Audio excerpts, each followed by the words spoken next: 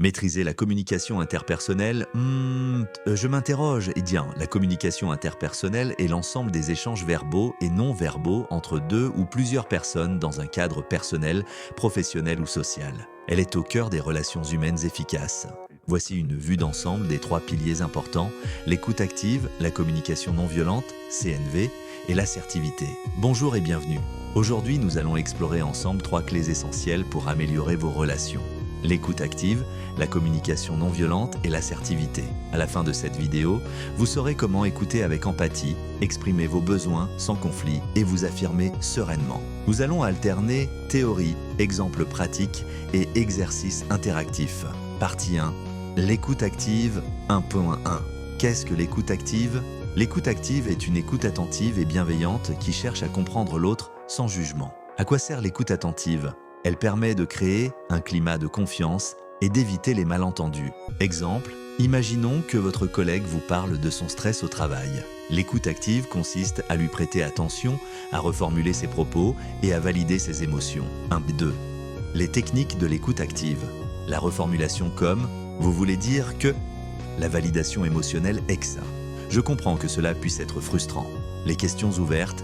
Qu'est-ce qui vous inquiète le plus ? Un silence bienveillant. Laissez l'autre s'exprimer sans interruption. 1.3. Exercice pratique, cas de figure. En duo, l'un joue le rôle de l'interlocuteur, l'autre celui de l'auditeur. L'auditeur doit pratiquer l'écoute active en reformulant et en validant les émotions de l'interlocuteur. Débriefing. Comment vous êtes-vous senti dans ces rôles ? Quelles difficultés avez-vous rencontrées ? NB. Beaucoup de personnes se sont rejetées et craignent d'être rejetées parce qu'ils n'ont pas encore la maîtrise de la communication interpersonnelle. Regardez jusqu'à la fin et vous serez nanti de techniques nécessaires pour une communication réussie. Partie 2. La communication non violente, CNV 2-1. Les 4 étapes de la CNV, observation, décrire les faits sans jugement. Exemple, j'ai remarqué que tu es arrivé en retard ce matin. Sentiment, exprimer ce que l'on ressent. Exemple, je me sens frustré. Besoin, identifier le besoin à l'origine du sentiment. Exemple, j'ai besoin de ponctualité pour organiser ma journée. Demande, formuler une demande concrète et réalisable. Exemple, pourrais-tu m'informer si tu penses être en retard à l'avenir ? 2. Application de la CNV dans un contexte professionnel. Situation, un collègue monopolise les réunions. Cas de figure, j'ai remarqué que tu prends souvent la parole sans laisser les autres s'exprimer. Je me sens frustré car j'ai besoin d'équilibre et de respect du temps de parole. Pourrais-tu veiller à laisser de l'espace aux autres lors des réunions ? Mise en situation. En groupe, choisissez une situation conflictuelle courante et appliquez les 4 étapes de la CNV pour la résoudre. Débriefing. Comment cette approche a-t-elle modifié votre perception de la situation ? Partie 3. L'assertivité 3.1. Qu'est-ce que l'assertivité ? Qu'entend-on par assertivité ? L'assertivité, c'est la capacité à exprimer ses besoins, ses droits et ses opinions de manière claire et respectueuse, sans agressivité ni soumission. En quoi est-elle si utile ? Elle permet de maintenir des relations équilibrées et de prévenir les conflits. Exemple, dire non à une demande déraisonnable tout en restant courtois. Refuser les avances d'un collègue ou d'un patron tout en restant courtois et intelligent. 3.2.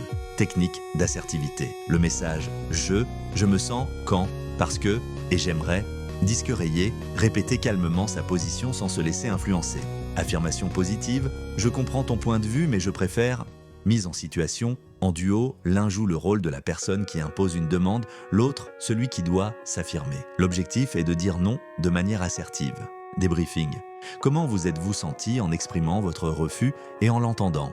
Aujourd'hui, nous avons vu comment écouter activement, communiquer de manière non violente et nous affirmer avec assertivité. Intégrez ces pratiques dans votre quotidien pour améliorer vos relations. Clôture, merci d'avoir suivi cette vidéo. N'hésitez pas de liker, commenter et partager pour toucher le max de personnes car je sais ce que ça fait de ne pas savoir communiquer et être mal compris de tous. Vous pouvez également poser vos questions en commentaire. Il y a des personnes qui ont besoin d'être juste écoutées et comprises. N'oubliez pas, la communication est la clé de relations harmonieuses. À bientôt pour une nouvelle vidéo.